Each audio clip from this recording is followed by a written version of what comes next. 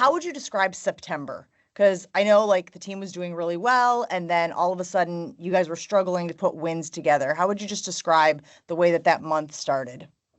Oh man, well, the way the month started was great because, like you said, we were playing great. Everybody was swinging the bats really well, and then for some odd reason, we had so many great hitters on that team that had great careers, and then we just had trouble scoring runs. Whether it was couldn't hit the ball at the ballpark or what it was, but we were really struggling to score runs, and then that's kind of the way the whole month went. And obviously everything fell apart in that Philadelphia series, so to speak. But yeah, that month was probably being on a good team or being part of a good team was probably one of the worst months I'd ever been part of, besides May of my season with the Brewers in '87, maybe. Yeah, what was your reaction when you found out that Doug was letting Ned go? Well, I mean, that story is really weird because we got in super late to Chicago with that day being a day off. We just got swept by the Phillies and just got beat up, and that was when everybody used cell phones. There was nobody's ringing your room to get a hold of you, and sure enough, my hotel room phone rings, and I pick it up, and it's Doug Melvin, and says, "Hey, can you come up to my suite, blah, blah, blah, right away?" And I said, "Yeah, sure." I'm thinking, oh man, all the coaches are just getting aired out and we're going to get reamed out, because what's going on. And well, it was good. Now the next part was weird because I opened the door, or he opens the door, and he looked like he hadn't slept all night. And he says, "Hey, unfortunately, we're letting Ned go, and we want you to manage the team the rest of the year." And so you're talking about a wake up call. And of course I said sure, and luckily we had a day off that day, and we were able to take care of things coaching wise and getting guys in, getting Robin here as my bench coach or there. And so it was a big process, but it was a sad day because I was very good friends with Ned, and you just don't see somebody get fired with 12 games left and tied. We were tied for the wild card. We weren't losing. Yeah, we did just lose a 4-game lead and stuff, but you just don't. It'll probably never happen again. You just don't do that. And it was kind of weird, and I will never know the reasons and all that. But it happened so fast. I didn't really have time to think about whys and the could-haves and the would-haves, but I had a job to do now with 12 games left to try to get us into the playoffs. So that's kind of way that day went, and I had trouble getting a hold of Robin, and then he had a hard time getting a hold of his wife, but anyway, we finally got it done, and he jumped on a plane right away to Chicago, and everything worked out. I'm not sure that you've ever talked about the pressure that was on your shoulders. Your buddy gets fired, you're taking over. You have a good team, and you guys are trying to, do something that hasn't been done in 26 years. How did you manage that during that stretch? Well, I mean, to tell you the truth, I didn't feel a whole lot of pressure. Not that I really ever feel that way anyway, but the thing about it was I got 12 games left.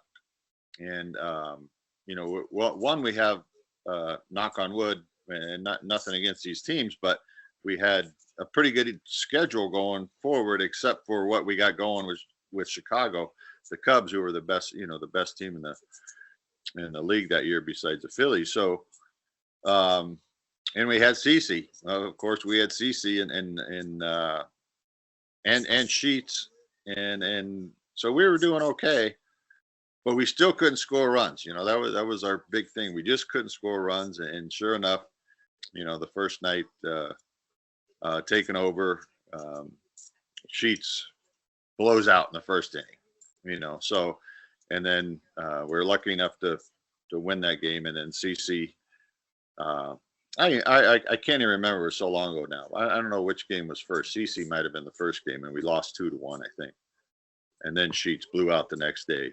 But anyway, so we were down a starting pitcher, going, now we got 10 games left, and then we lose the third game in Chicago. We were up 4-0 with 2 outs, nobody on, and 5 minutes later we lose this game in overtime in extra innings. So that kind of hurts. And now as a manager, I'm 1-2, and things ain't looking too good. And then we head off to Cincinnati and just get our brains beat in the first 2 innings there. So, and then we won a lot of games. Obviously, we won a lot of games. Still weren't scoring runs. We hit some walk-off home runs. Prince did. Bronny did. Bronny hit a huge one, obviously, on the final day of the season. And CC going on 3 days rest. All those kind of things were so. Once we lost Sheets, it was like, should we ask CC to go on 3 days rest? And one of the coolest things in my career, I think, and the kind of person CC is, was that next morning after Sheets flew out, we called CC in to ask him if he'd be willing to go on 3 days rest the rest of the season. But the problem was, he's becoming a free agent and getting ready to make millions and millions of dollars. And we really didn't want to do it, but we thought we'd still leave it up to him. And, I get to his locker to bring him in the office. And I said, hey, can I, and he goes, I know what you're going to ask me. I said, well, CC, I said, it's a little more complicated than that. You got, you're getting ready to make whatever he made, $200 million, which is nothing now, believe it or not, it seems like, but, and he says, yeah, I'll go on 3 days rest. Of course I'll go on 3 days rest. I don't care about anything get to the playoffs. So that's the kind of guy CC is. And, my jaw kind of dropped. Not that I didn't have a clue that he would probably say yes. But the way he said it, saying, I don't care about money. I've made enough money. All I want to do is get to the playoffs. And of course he did. And thank God, because he pitched that unbelievable game on the final game of the season. Talk about Bronny. You mentioned him hitting that big shot. I know it was down the stretch as you guys were trying to win games. And we had talked about how the Cubs, they had already clinched the division. So maybe they put out, maybe they were calling them the Iowa Cubs at the time. But just talk about Bronny's impact in that final week of the season with the timely hitting. Well, I mean, we had, like everybody knows, I mean, we just had a tough time scoring runs. And thank God we had Prince and Bronny and guys hitting home runs in the later innings to give us some victories down the stretch, because our pitching was pitched really good the whole month, really, and down the stretch. We were still winning or losing games, maybe besides the game in Cincinnati, the first game in Cincinnati. But Bronny's a big time player that was swinging. He was swinging the bat well, and then of course really was swinging the bat really well in the playoffs as well. But Prince, him, all these guys, they just had such great seasons, and it would have been a shame for not to go to the playoffs, because and they were all young, they were all 2-3 year players at the time, and so they're probably feeling a little pressure, with the Brewers not being in the playoffs in many years, and whatever have it, but. We lost Gallardo the first game of the year or second game of the year, whatever. I think it was opening day actually in Chicago, and he was coming back. But we were down. But yeah, that home run, I think it was the bottom of the 8th against the Cubs there, and CC's just pitching this unbelievable game, and he hits the home run, and we take the lead, and Mike Maddox, my pitching coach, is like, CC's at 100 and whatever it was, 15 pitches. And he's like, we got to get somebody up. I said, okay, you can get Solomon Torres, I think was our closer, I think. And I said, you can get him up, and, we'll see what happens. And sure enough, he gets the first quick out. And then next guy, he's battling his fouling balls. It's whatever now. It's 122, 123. It's like, we can't go any further. I said, let me tell you something, Mike. I said, if I walk out there and tell CC he's out of this game, that boy's a big boy. I said, I might not be coming back to this dugout. I said, they will give me a ball. I'm sure, and man, base hit down at first. And then, of course, Derek Lee's up. I think he was the MVP of the league that year. Right-hander and left-handed. And I'm like, I'm just thinking. But I'm like, wait a minute. I said, how can I justify this before he gives up a run? he's the one that wanted to go on the 3 days rest. We're in this already. It's the last game of the season. It's what it is. And I'm thinking, okay, if another guy gets on, maybe I don't know if I'll have the balls to do it. Anyway, I mean, hits a missile one hopper right to it wasn't Ricky. Ricky wasn't in the game. I'm drawing a blank on the second, but anyway, he flips it over to JJ, and of course JJ turns a double play, and the game's over. So, and he ended up with 125 pitches or whatever on 3 days rest, which wasn't. And so thank God, I was wondering. I was like, man, I hope this guy something doesn't happen to his arm. He's he's going to make the money, obviously, but so thank God CC. He's one of the hardest working pitchers I've ever saw. Everything, he's a big guy and all that, but that guy worked his butt off all the time and stayed healthy pretty much his whole career and made a lot of money and we'll always be appreciative of what he did for the Brewers, especially down that stretch. But I mean, that when we traded for him, I think he had 17 starts, and it was just, you could arguably say it was the greatest 17 starts that any pitcher ever had in the history of the game. Seth McClung is somebody that we're featuring on one of these. And obviously, he had been told in his career that he would never have a big league career. He was incredibly versatile for the Brewers. And the game that we were featuring is the one where he came out of the bullpen, I think 4 scoreless innings. It was a game when Ricky might have had a big 3-run home run or something like that. What do you remember about Seth's willingness to take the ball in whatever role you guys needed him for? Well, I think those 12 games, and Seth had such a nice season that year for us, because like you said, that guy would take the ball, he'd pitch 4 innings and pitch 1 inning the next day and then maybe get a day off, but he always wanted the ball. He never even Ned was managing and we were like, God, this guy, he's never hurt, he's never sore, he's never so then now I take over the last 12 games and we were having a few problems with our starting pitching. Obviously CC was doing great, but Dave Bush was doing nice. Suppan was having his struggles. So we were getting into the bullpen quite early. The night Sheets blows out. I got to use 8 innings of relief pitching. Even though we had a lot, September and we had call-ups, but when you're fighting for a playoff spot, you're not using the call-up guys too much, or you try to stay away from it. And Seth was one of those guys that I was leaning on to go as many innings as he could. That night when Sheets did blow out, we did win that game, and he was a big part of that game as well as down the stretch. But yeah, Seth was, for kind of a journeyman, we hit the jackpot and getting the best out of him for a few years, and especially that season, he was just someone you could always count on. No matter if he was going to start and hadn't started in a while, he could go with 5 innings, 4 innings, which is a manager's dream to have that kind of pitcher, and he was that guy. Couple more things before I let you go. There was a quote that I read in the paper that you had put on the whiteboard or chalkboard. Do you remember what it said? I think it was inspired by your dad. Probably give him hell. I'm not real sure. My memory stinks, but that's probably what it was. It was. I have the tattoo. I still have the tattoo, or obviously have the tattoo. And that was just something my dad told me every time I had in a sporting event or anything. He didn't really say too much or give me any kudos about anything, but he always said, "Give him hell, son." No, so that was basically it. And that's what you told the guys, I think, or at least had written it on the board during that stretch. What do you remember about the way the fans responded to the team that year? They ended up setting a record at Miller Park for attendance that season. Over 3 million people went through the turnstile. What do you remember about the vibe and the environment at Miller Park during those final games in the regular season, and then, of course, the playoff games? Well, I think it all started the year before, getting fairly close to the playoffs, and I think it went down to the last weekend. So we kind of, for not the first time, but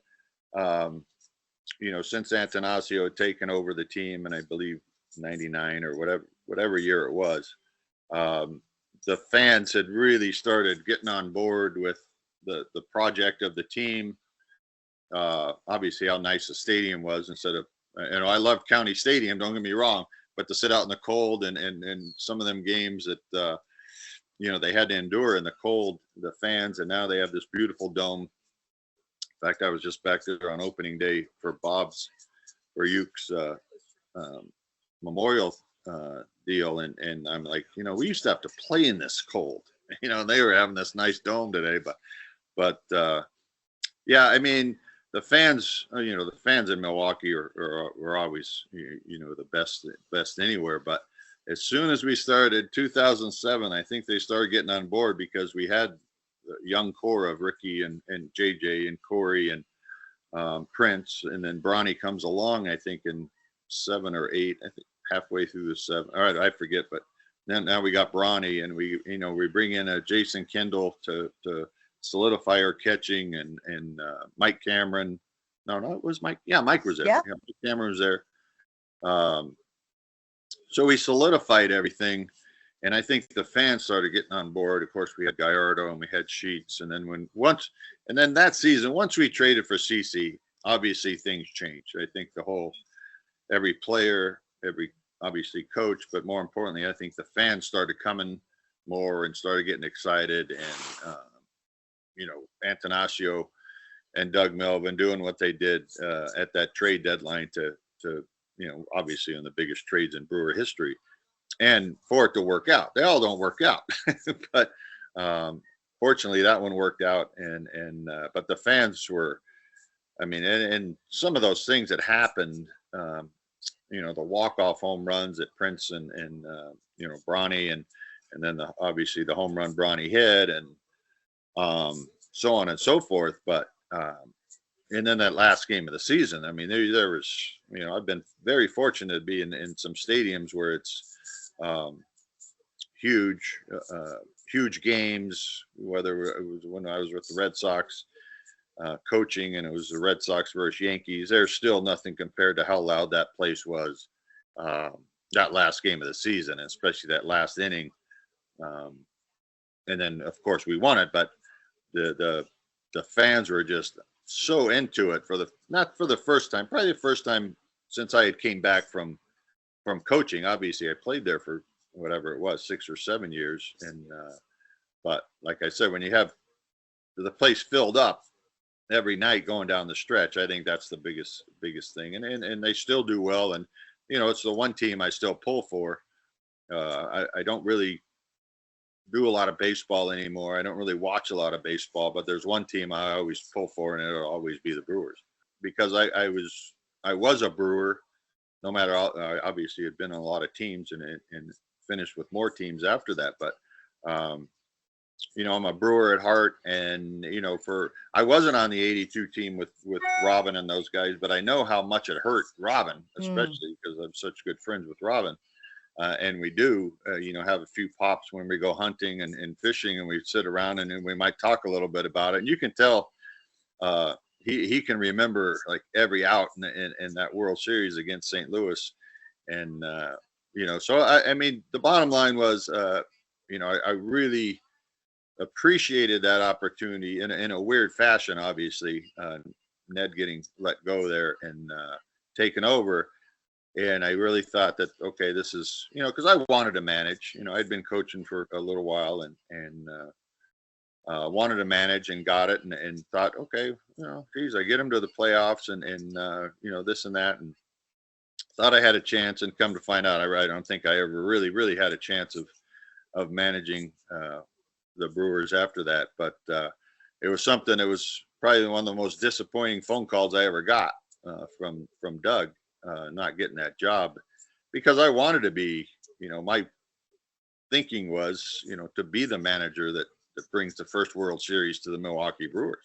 That's what, at that point in my career, that's what I wanted to do. And what other team would be better than managing the Brewers to the world, not to the World Series, to win the World Series. They already been in it, because I've been very fortunate to be in them and lose Game 7 with Kansas City as a coach. And the next year, of course, we won. And I was lucky enough to be with the Yankees in '98 and the Red Sox in '04. But that loss against San Francisco in Game 7, you would just soon not make the playoffs and win 50 games before you want to go through that kind of Game 7 of the World Series and lose it. That is no fun at all. You said that you are paying attention to the Brewers team this year. What do you think of them? They're obviously dealing with a lot of injuries. You've talked about how you've had experience with that as a skipper. What do you think of this 2025 Brewers team? Well, I mean, it's the pitching is, the whole team is fine. I think, at the beginning of the year, you just can't tell anything, but the injuries they don't go away. Depth is nice, but there is a reason why people don't make teams and they're not on the rosters when things start. So you find yourself against the wall, but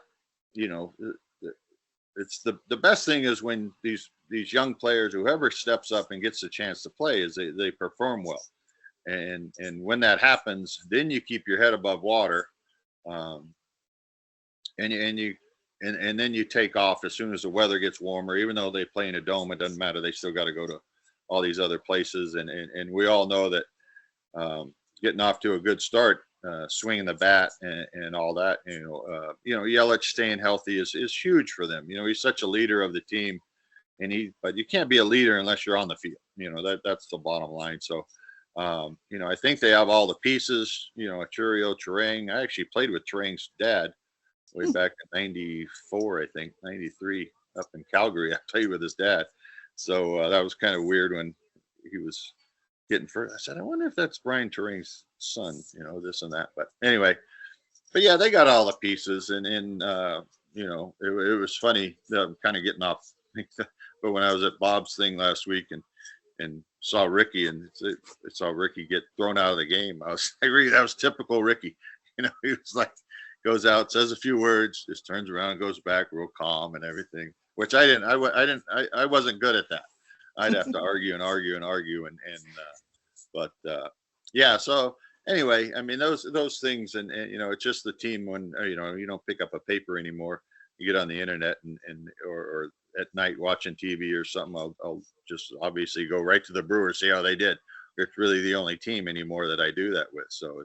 Yeah, I'll always be a Milwaukee Brewer no matter what. Hey guys, it's Jen. We hope you're enjoying this trip down memory lane with Paper Trail outfitted by Wantable. And if you want to get $25 off your first order at Wantable, just go to the website wantable.com/Jen25. We're also going to put the link down here at the bottom of the page. If you need some new looks, go to Wantable.